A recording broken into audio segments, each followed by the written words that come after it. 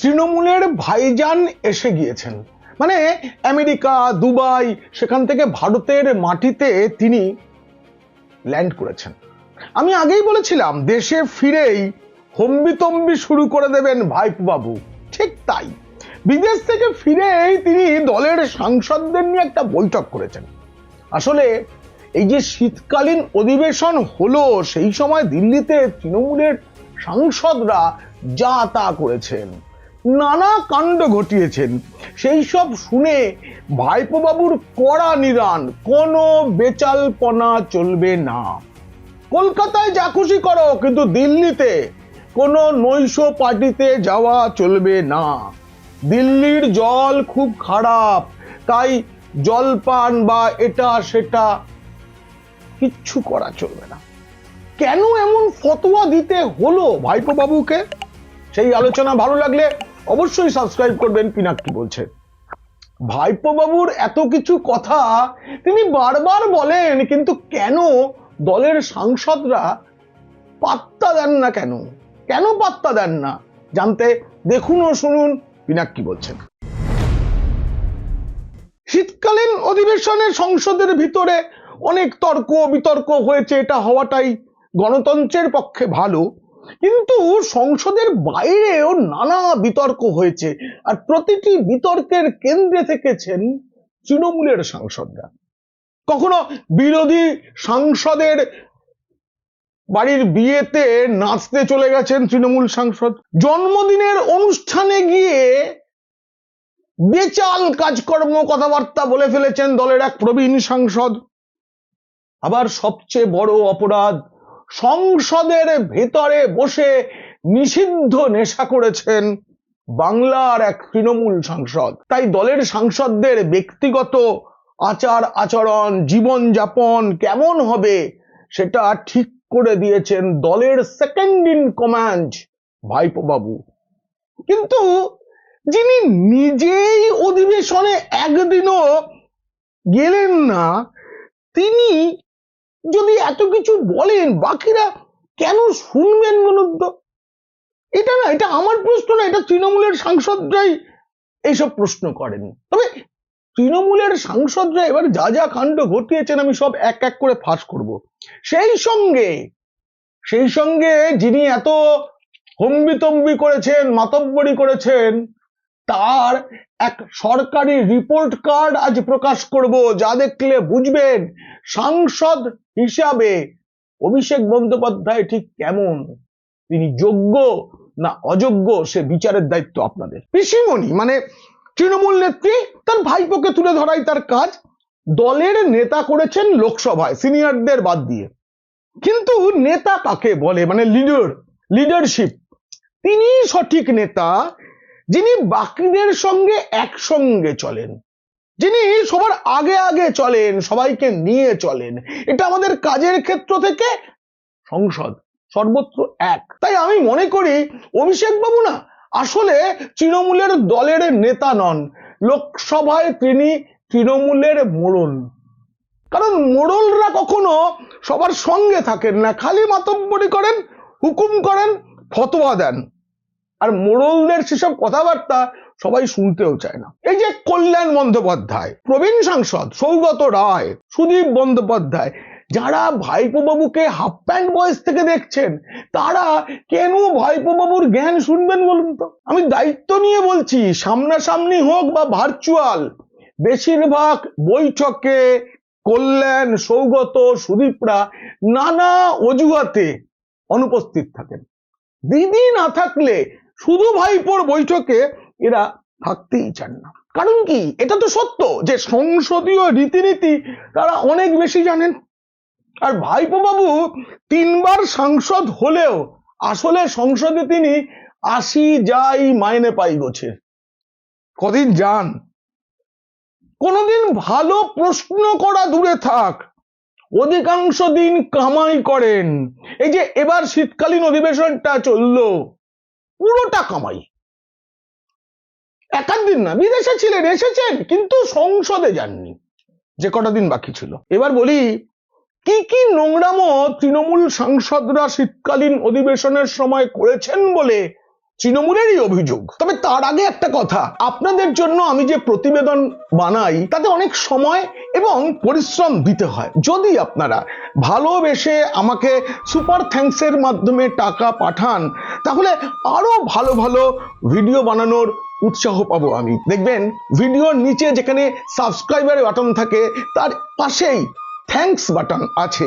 এই থ্যাঙ্কস বাটনে ক্লিক করে আমাকে ভালোবেসে যার যেমন সামর্থ্য তেমন টাকার সুপার থ্যাঙ্কস পাঠাতে পারেন। সম্প্রতি বিজেপি সাংসদ তথা শিল্পপতি নবীন জিন্দালের মেয়ের বিয়ে হয়েছে।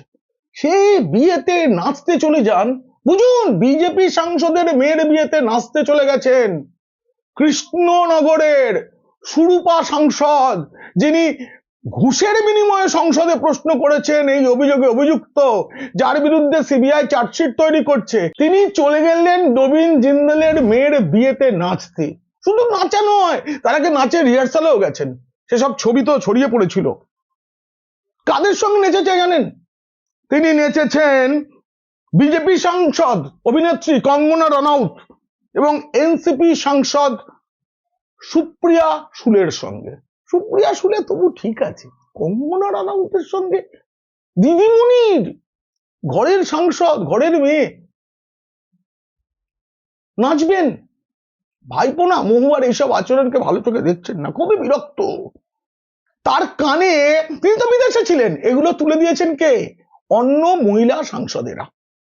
আরে বাবা, হতে পারেন সাংসদ, তবে ওই হিংসা বা ঈর্ষা এই যে শব্দগুলো আছে অভিধানে, এগুলো তো মিথ্যে নয়, এই শব্দগুলোর তো গুরুত্ব আছে। তাই মহুয়া যা খুশি করে যাবেন, যারা দেখছেন তারা নালিশ করবেন না, এটা হয়। ওদিকে আবার দলের অনুমতি না নিয়েই শরদ পাওয়ারের জন্মদিনের অনুষ্ঠানে চলে গিয়েছিলেন সিনিয়র সাংসদ সৌগত রায়। সেখানে গিয়ে তিনি কি কেলেঙ্কারি করেছেন তৃণমূলের মুখ পুড়িয়ে দিয়ে এসছেন, বলবো সেটা বলবো। তার আগে আমি বলে নি, হুগলির সাংসদ রচনা বন্দ্যোপাধ্যায়, হুগলিতে প্রার্থী হয়ে যিনি বন্ধ কারখানার ধোঁয়া দেখেছিলেন, সেই দিদি নাম্বার 1 খ্যাত রচনা মুসলিমদের একটি অনুষ্ঠানের সময় বিশেষ ট্রেনের আবদার জানাতে ঠিক করেছিলেন রেলমন্ত্রী অশ্বিন বৈষ্ণবের কাছে যাবেন। যেই তিনি এটা ঠিক করেছেন, ব্যাস তখনই নাকি শতাব্দী রায় এবং যাদবপুরের সাংসদ সায়নী ঘোষ তারাও বলতে শুরু করেন তারাও যাবেন, তারাও নিজেদের দাবি দাওয়া নিয়ে বিজেপি মন্ত্রীদের কাছে যাবেন। এরপরে লাগে ঝগড়া। সেই ঝগড়া নাকি আমি তৃণমূলের পুরুষ সাংসদদের থেকে শুনেছি, সেই ঝগড়া নাকি কলতলার পর্যায়ে গিয়েছিল। কে কিভাবে সাংসদ হয়েছেন, কে খেটে দল করে সাংসদ হয়েছেন, কে কোন তৃণমূল নেতার সঙ্গে ঘনিষ্ঠ হয়ে সাংসদ হয়েছেন, এসব চলে আসে ঝগড়ায়। তার মধ্যে নাকি প্রবীণ কাকলি ঘোষ দস্তিদার নতুন সাংসদদের কিছু একটা বলে টিটকিরি করেছিলেন। এইসব নিয়ে এবারে যাতা। কিন্তু সবচেয়ে বড় খারাপ কাজটা করলেন কীর্তি আজাদ। বড় কীর্তিটি তিনি করেছেন, সংসদের ভিতরে বসেই তিনি নিষিদ্ধ নেশা করেছেন। ইতিমধ্যে বিজেপি নেতা অমিত মালব্য একটি ভিডিও সামনে এনেছেন যেখানে দেখা যাচ্ছে কীর্তি সংসদে বসেই সিগারেট খাচ্ছেন। আপনারা দেখুন সেই ভিডিও, দেখুন কেমন লুকিয়ে লুকিয়ে ভেপ করছেন কীর্তি। একে ভেপ করাই বলে, এর তো ধোঁয়া বার হয় না। আজাদ মানে স্বাধীন, তা বলে কীর্তি আজাদ কি এতটা স্বাধীনতা পেতে পারেন? এই প্রসঙ্গে বলে রাখি, ভারতে সিগারেট সম্পূর্ণ নিষিদ্ধ। 2019 সালের ইলেকট্রনিক সিগারেট নিষেধাজ্ঞা আইন অনুযায়ী ভারতে সিগারেটের উৎপাদন, আমদানি, বিক্রি এবং তার প্রচার সবই নিষিদ্ধ। কিন্তু তারপরেও কোথা থেকে জোগাড় করেছেন, তারপরে সেটাকে সংসদে বসে ধূমপান করলেন। একটা সময় ছিল যখন সংসদে বা সংসদ চত্বরে লুকিয়ে চুরিয়ে ধূমপান করা যেত। কিন্তু সোমনাথ চট্টোপাধ্যায়, বাংলার সোমনাথ চট্টোপাধ্যায়, তিনি যখন স্পিকার হলেন, তিনি সংসদে তো বটেই, সংসদ চত্বরেও ধূমপান নিষিদ্ধ করে দেন। আর কত বড় দুঃসাহস দেখুন কীর্তি আজাদের। তিনি ভারতীয় গণতন্ত্রের মন্দির লোকসভায় সেখানে আসনে বসে বসে তিনি চতুর্দিকে তাকাচ্ছেন, কেউ দেখতে পাচ্ছে না ভাবছেন, আর তিনি সিগারেট ভেপ করছেন। যাই হোক, ভাইপো বাবু 17ই ডিসেম্বর তৃণমূলের লোকসভা ও রাজ্যসভার সাংসদদের নিয়ে বৈঠক করেন। তখন কিন্তু অধিবেশনের বাকি আর দুদিন। উপায় কি, তিনি তো বিদেশে ছিলেন। ওই বৈঠকে তিনি বলেছেন দিল্লির জল ভালো নয়। এই জলের মানে আপনারা বুঝে নিন, আপনারা বুঝে নেবেন আশা করি। বলেছেন অধিবেশন শেষ হয়ে গেলে নিজের বাসস্থানে ফিরে পড়াশোনা করতে হবে এবং দলের কাজ করতে হবে। কোনো বেচালপনা, মানে ওই রাত্রিবেলা নৈশ পার্টিতে যাওয়া, এসব আর কি, এগুলো করা যাবে না। কোনো বিজেপি নেতা বা মন্ত্রীর সঙ্গে দেখা করা যাবে না। বুঝুন, সামনেই রাজ্যে বিধানসভা ভোট, ভোটের আগে আরো একটা অধিবেশন আছে, বাজেট অধিবেশন। তার আগে কেউ যাতে ফসকে না যায় সেই ভয়টাই পাচ্ছেন ভাইপো বাবু। বাবারই কথা। কিন্তু এরপরে অভিষেক যে কথাটা বলেছেন সেটা কিন্তু মারাত্মক। বৈঠকে তিনি সরাসরি অভিযোগ করেন লোকসভায় কয়েকজন সাংসদ এসে সই করেন কিন্তু সংসদে থাকেন না। জানেন তো, সংসদে সই করা মানে সেদিনকার ভাতাটা পাওয়া যাবে। বেতন ছাড়াও অধিবেশনে যোগদান করলে একটা ভাতা পাওয়া যায়। সইটা করে তারা চলে যান অন্য কোথাও। হতে পারে দলটা আঞ্চলিক, কিন্তু তৃণমূলের তো সর্বভারতীয় সাধারণ সম্পাদক অভিষেক বন্দ্যোপাধ্যায়, তিনি ফাঁস করে দিলেন যে তৃণমূলের সাংসদেরা দিল্লিতে অধিবেশন চলার সময় আসলে কি করেন, নিজের এলাকা নিয়ে প্রশ্ন করেন কিনা, বিজেপি বা সরকারের তরফে কি কি উত্তর দেওয়া হচ্ছে সেসব শোনেন কিনা। দলের দ্বিতীয় নেতা, সেকেন্ড ইন কমান্ড অভিষেক বাবু সেটা ফাঁস করে দিয়েছেন। একই সঙ্গে তিনি নিজের সম্পর্কেও একটা বড় প্রশ্ন তুলেছেন, কারণ এইসব হুঁশিয়ারি যখন তিনি দিয়েছেন তখন অধিবেশন বলছিলাম আর দুদিনের বাকি, কিন্তু তিনি নিজে, তারা তো সই করে বাইরে বাইরে ঘুরে বেরিয়েছে শপিং মল বা অন্য কোথাও, কিন্তু তিনি নিজে এই অধিবেশনে যে একটা দিনও রইলেন না, সেটা কে বলবে? পিসির ভাইপো বলে কি সবিতেই ছাড়? অতীতে এবার তিনি কি করেছেন সংসদে, আমি সেটা ফাঁস করব, বলবো। তৃতীয়বার সাংসদ হয়ে অভিষেক, এটা সরকারি নথি থেকে দেখাচ্ছি, পার্লামেন্টের ওয়েবসাইট থেকে নিয়ে দেখাচ্ছি, তৃতীয়বার সাংসদ হয়ে অভিষেক মাত্র 32% দিন লোকসভায় উপস্থিত থেকেছেন। জাতীয় গড় কত জানেন? 87%। এই বাংলার সাংসদদের 71% গড় উপস্থিতি। বিজেপির অনেকে আছেন যাদের 100% উপস্থিতি। পাস ফেলের নিয়ম অনুযায়ী 30-এ পাস ধরা হয়, তো অভিষেক 32 পেয়েছেন, অতএব কোন রকমের পাস বলা যেতে পারে। দ্বিতীয়বার যখন সাংসদ হলেন তিনি 2019-এ, তখন কি করেছিলেন? মাত্র 15% ছিল তার উপস্থিতি। দেখুন দেখুন সেই রিপোর্ট কার্ড। আর এই দেখুন প্রথমবার 2014 সালে জিতে তিনি সাংসদ যখন হলেন, প্রথমবার সাংসদ, কত আগ্রহ থাকে কি হয় কি হয় না দেখবো। 28% দিন, 5 বছরে মাত্র 28% দিন লোকসভায় হাজির ছিলেন অভিষেক বন্দ্যোপাধ্যায়।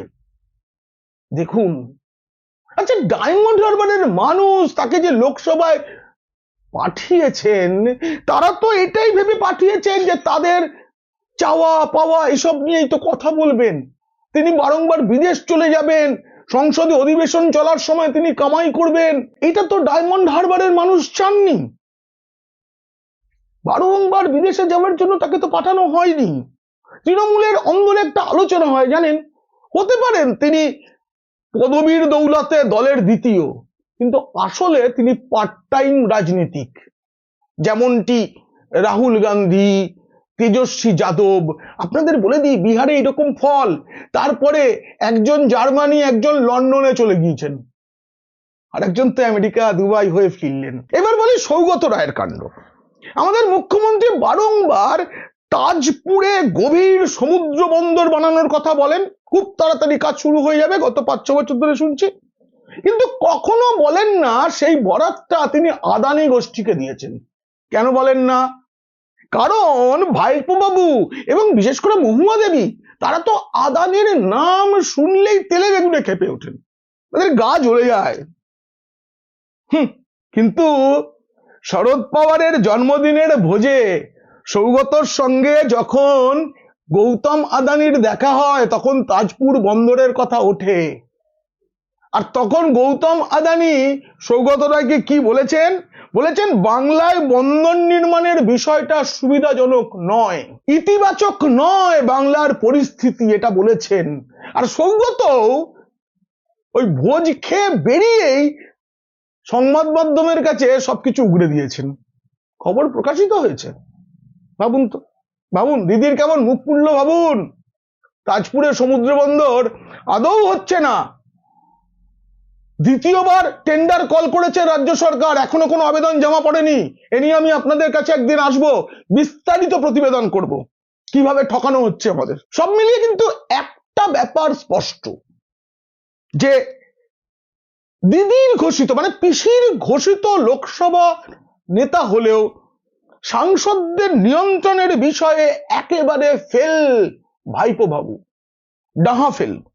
কিন্তু কি আর করা যাবে, প্রবীণরা দলে থাকলেও সাংসদ থাকলেও বন্দ্যোপাধ্যায় পরিবারের দল তৃণমূল, সেখানে তো রানীর পরে যুবরাজই থাকবেন, সংসদে না থেকে বিদেশে থাকলেও তিনিই নেতা। এই প্রতিবেদন কেমন লাগলো জানিয়ে অবশ্যই মন্তব্য করবেন, আর ভালো লাগলে বন্ধুদের, খারাপ লাগলে শত্রুদের শেয়ার করে দেবেন। আপনারা খুব খুব ভালো থাকবেন।